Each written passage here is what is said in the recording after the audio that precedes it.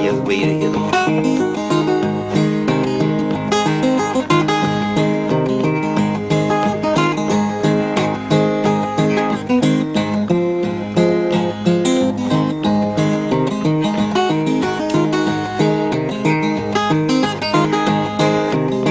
John Henry was a steel driving man.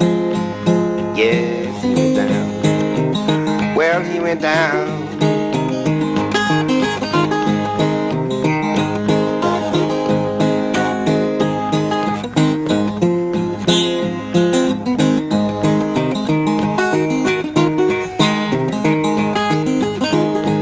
You know, I really heard the first thing I got was John Henry's house.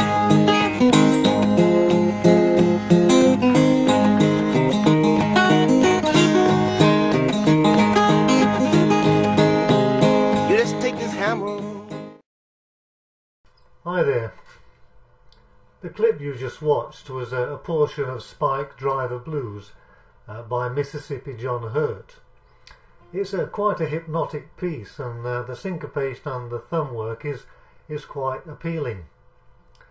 Incredibly, while I was putting this thing down on tablature, I realised that John Hurt made this whole song with just one chord.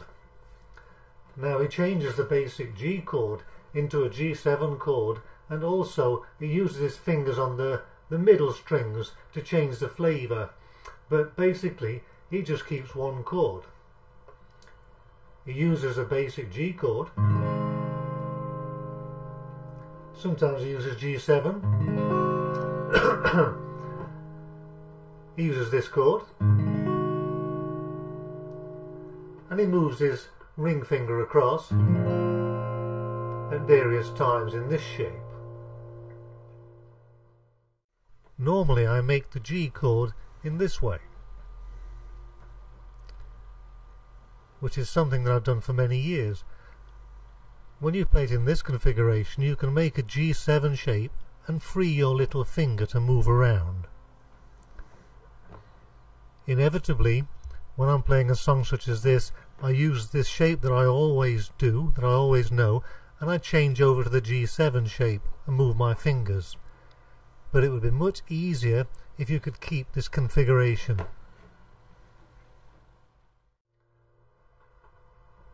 One of the things you'll notice from the previous clip is how flexible John Hurt's fingers were. He uses two fingers and the thumb without any finger picks, which is not unusual for ragtime pickers. People like Blind Blake, Willie Walker, they use two fingers, and this is necessary to make those fast triplets. Now John Hurt doesn't play too quickly, but he uses those two fingers to great effect. But you'll notice that he stabilises his hand by holding his finger on the soundboard.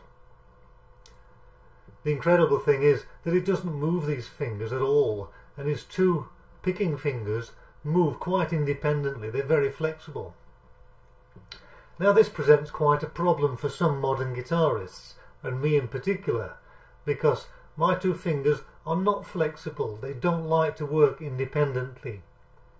When I use the second finger, it generally follows on quickly from my first finger, so I need to control it. My problem is that I have to lift my hand from the soundboard. Now if you have to do the same thing to use two fingers, then you'll find that it gives you a stability problem.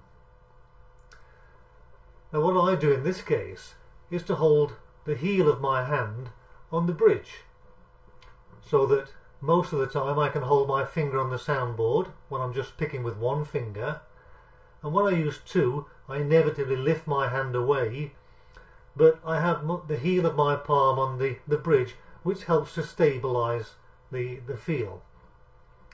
Nevertheless, when you're using this technique and you don't have that flexibility, you have to be very careful with the timing so that you don't change the flavour.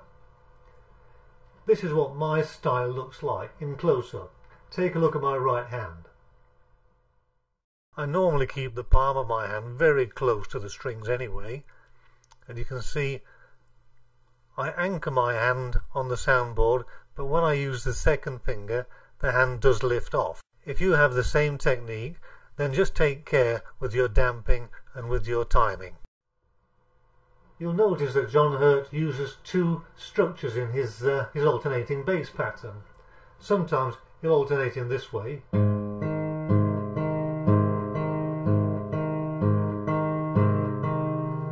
and then sometimes he'll alternate between three bass notes.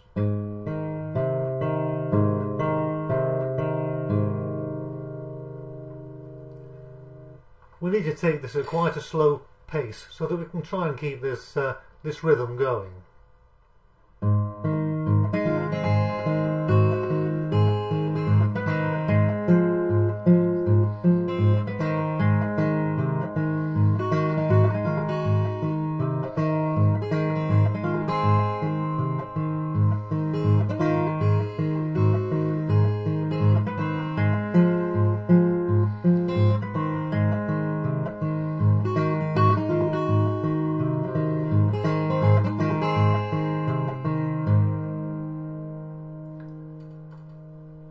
You can hear that because I have to lift my hand away and concentrate on the timing for my finger work, that sometimes my thumb is a little heavy on the bass notes.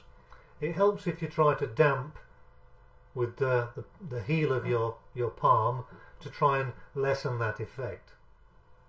Now let's take a look at the detail tablature. You'll see my right hand and left hand in close-up. Take it easy, nice and slow. Good luck. Here's the first section.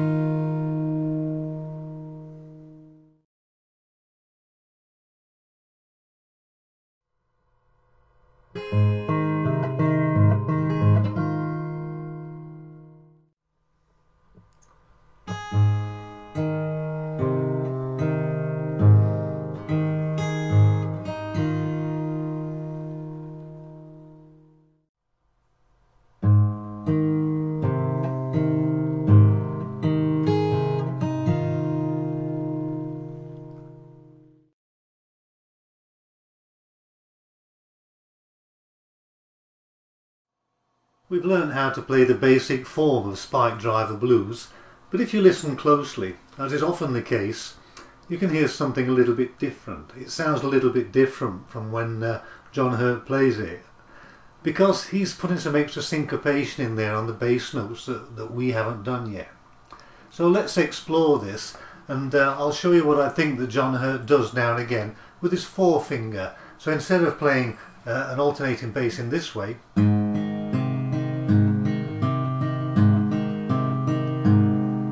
he'll use his forefinger to make that a double beat now and again.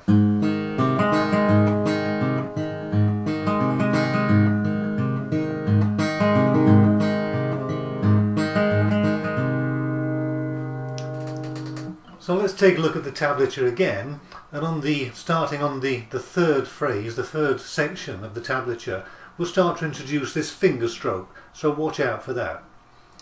This will increase the syncopation and make the song a little bit more authentic and interesting. Let's take a look.